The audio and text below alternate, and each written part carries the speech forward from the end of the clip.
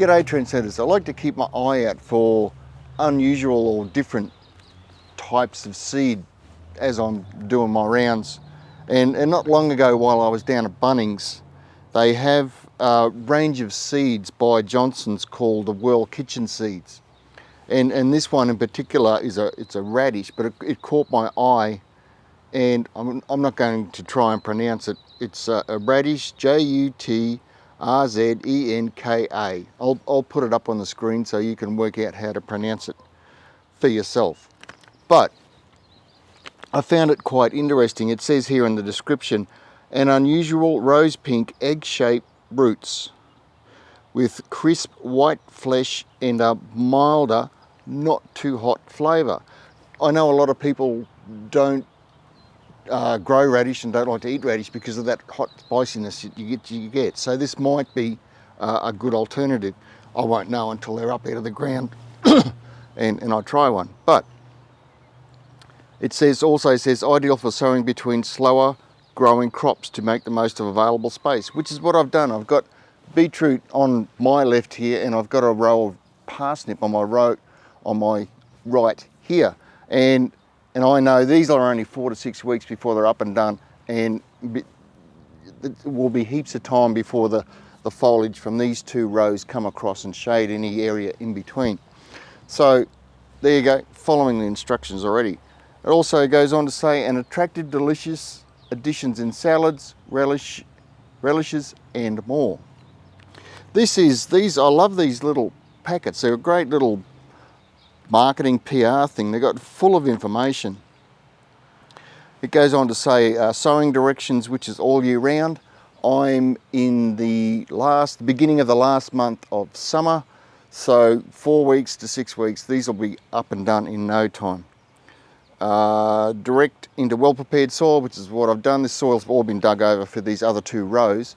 All I did was added a couple of handfuls of blood and bone just to give a little bit more nourishment to the radish. I didn't want to get too close to the parsnip because otherwise if they get too much nutrient, they'll be just all top and no bottom.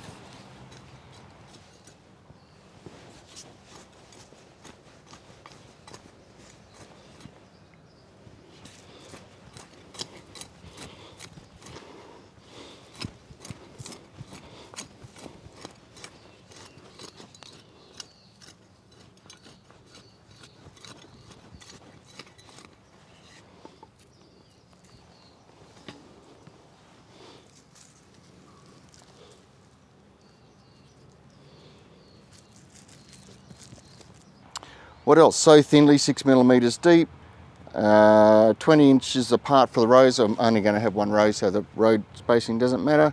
Keep evenly moist and feed every 2 to 3 weeks with liquid fertiliser, which I don't think I will do. I think the blood and bone will be enough nutrient and fertiliser for these. Another thing they go on to with these little packets, they've got a little recipe tip. And it's not a bad little recipe. For a Polish spring salad, finely chopped radish, green onions, asparagus stalks, shell peas and hard-boiled eggs. Combine all the ingredients, season to taste with salt and pepper. Add grated cheese and mayonnaise. Mix and refrigerate till cold. Sounds ideal. I think I will be giving that a go. It also goes on to say, grow your own produce to create truly authentic dishes inspired by original cuisines of the world's kitchens. For more recipe ideas, visit our website, which is www.johnsons_blah_blah, and I will leave those links in the description below, along with any other relevant links I can think of. So, sowing, I've already planted half the row. This little row up here, I'm just 2 seeds in each position, which is about 4 inches apart. So drop 2 seeds in, drop, and 4 inches, 2 more. I won't thin them out if they come up together. The radish seem to grow all right. As long as they've got the space between the next lot, they're fine. But if your row's really cramped, then by all means thin them out. And I think that's about it. They sound quite interesting, and I'm looking forward to the results.